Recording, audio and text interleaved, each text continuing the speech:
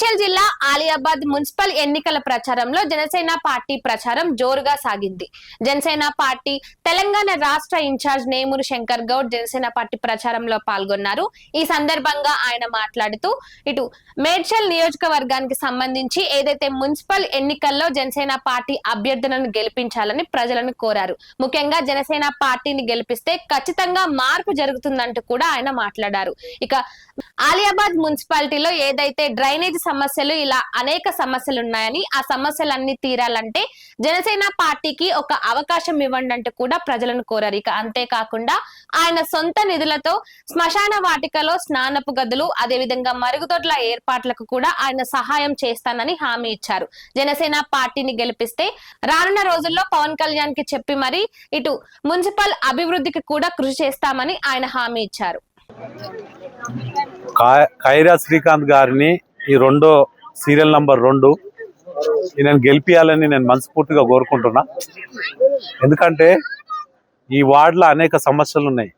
అయితే బొందలగడ్డ ఉందో అక్కడ రూమ్స్ లేవు, అదేవిధంగా అక్కడ వాటర్ కూడా కల్పించాలి ట్యాంకుల ద్వారా.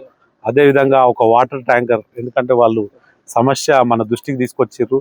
అదేవిధంగా బస్ స్టాప్, చాలా మంది ఏజ్ పర్సన్స్ ఉన్నారు, వాళ్ళకి ఇక్కడ బస్ స్టాప్ ఏర్పరచడానికి కూడా ప్రభుత్వం సిద్ధంగా లేదు. గత ప్రభుత్వం కానీ ఇప్పుడు ప్రభుత్వం కానీ. మేము జనసేన పార్టీ ద్వారా ప్రశ్నిస్తున్నాము ఈ ప్రభుత్వాన్ని. ఇమీడియట్గా ఇక్కడ ఎమ్మెల్యే ఎవరైతే పూలు అమ్మినా కాయలు అమ్మినా అంటాడో ఆయనకు చెప్తున్నా, నేను నీ నియోజకవర్గంలో బస్ స్టాప్ లేదు, మహిళలంతా నా మీద తిరగబడుతున్నారు, నేను ఇయ్యాలనే వచ్చిన, నీకేమన్నా జరనన్న ఆలోచన ఉంటే పెద్ద మనిషి వచ్చి ఆ బస్ స్టాప్ చేయించాలని నేను కోరుకుంటున్నా. అదేవిధంగా ఇక్కడ ఎంపీ నిధుల నుంచి చాలా వరకు డ్రైనేజ్ వ్యవస్థ చిన్న భిన్నంగా ఉంది. వీళ్ళు కూడా మనుషులే, మీరు మనుషులుగా ట్రీట్ చేయండి. ఏదో ఓటర్లుగా ట్రీట్ చేసి మీ ఇష్టం వచ్చినట్టు ఈ రాష్ట్ర ప్రభుత్వంలో మేము ఉన్నాం కదా అని ఇష్టం వచ్చినట్టు చేస్తే ఇప్పుడు ఒప్పుకునే పరిస్థితి లేదు. జనసేన పార్టీ ఇక్కడ పోటీ చేస్తుంది. మీరు కనుక ఈ హామీల్ని పూర్తి చేయకపోతే రాబోయే రోజుల్లో మా సొంత డబ్బులతో చేసి ఈ నియోజకవర్గానికి ఎసరు పెడతామని నేను మీ ద్వారా తెలియజేస్తున్నా. మీరు నిజంగా ఏదైనా చేయాలనుకుంటే ఫస్ట్ ఈ యొక్క వాడని తీర్చిదిద్దాలి. ఎవరైతే ఎమ్మెల్యే ఎంపీ ఉండో ఆయనకు కూడా నేను చెప్తున్నా, మీరు దయచేసి అర్థం చేసుకోండి. ఇక్కడ చాలా సమస్యలు ఉన్నాయి. దోమలు మనుషులం, మనం కూడా లేని రోగాలు వస్తుంటాయి. వాళ్ళు కూడా చిన్న పనులు చేసుకొని చిన్న జీవితాలు గడుపుతుంటారు. మనం వాళ్ళు అడిగేటిది చిన్న అంశాలే, చిన్న కోరికలు కోరుకుంటారు వాళ్ళు. బస్ స్టాప్ అంటే ఏంది, ఆ మేనేజర్కి ఒక మాట చెప్తే ఇక్కడ ఆపేస్తాడు, అది పెద్ద పని కాదు, ఒక ఫోన్ ద్వారా అయిపోతుంది, అది చేయలేని పరిస్థితి. డ్రైనేజ్ వ్యవస్థ, స్వచ్ఛ భారత్ నుంచి ఏదైతే స్కీమ్ ఉందో ఆ స్కీమ్ ద్వారా అందరికి బాత్రూమ్స్ ఏర్పాటు చేయకపోతే ఓ ₹1,00,000 స్కీమ్ ఇప్పించినా సరిపోతుంది. అదేవిధంగా ఈ డ్రైనేజ్ వ్యవస్థ ఎక్కడ పోవాలంటే చిన్న తిప్పి కొడుతూ 4-5 లక్షలలో అయిపోతుంది, అది చేయొచ్చు.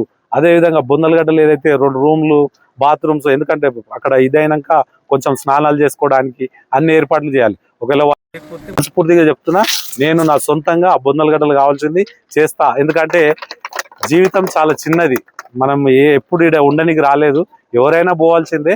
సో అటువంటి పని, మంచి పని చేయడానికి నేను మీతో ఉంటానని నేను హామీ ఇస్తున్నా. మీరు శ్రీకాంత్ గారిని గెలిపియండి. గెలిపించినాక ఇంకా ఈ మున్సిపాలిటీలో ఉండే నిధుల ద్వారా అనేక పనులు మనం చేద్దాం. ఆ నిధులతో పాటు ఇంకా మేము ఎన్ఆర్ఐ ఫండ్స్ సార్ దృష్టికి తీసుకెళ్ళి ఏదైనా ఫండ్స్ ఇవ్వండి సార్, ఇది చాలా పేద ప్రజలు ఉంటారు ఇక్కడ, కూలీ నాలి చేసుకునే వాళ్ళు ఉంటారు, వాళ్ళకి ఏదన్నా మనం సాయం చేస్తే ఇంకా మంచి హెల్పింగ్ నేచర్ అనేది ఆయన పెద్ద మనస్కొత్తమైనది. సో అందులో భాగంగా మనం ఇంకా చాలా పనులు చేపిద్దాం. మీరు ఈ వార్డు నుంచి మీరు గెలిపిస్తే మిగతా పార్టీలు కూడా ఆలోచిస్తాయి, మనం ఇక్కడ ఎందుకు ఓడిపోయినాము, ఎందుకు ఇక్కడ శ్రీకాంత్ గెలిచిండు, మనం ఇక్కడ ఏం చేయలేమని.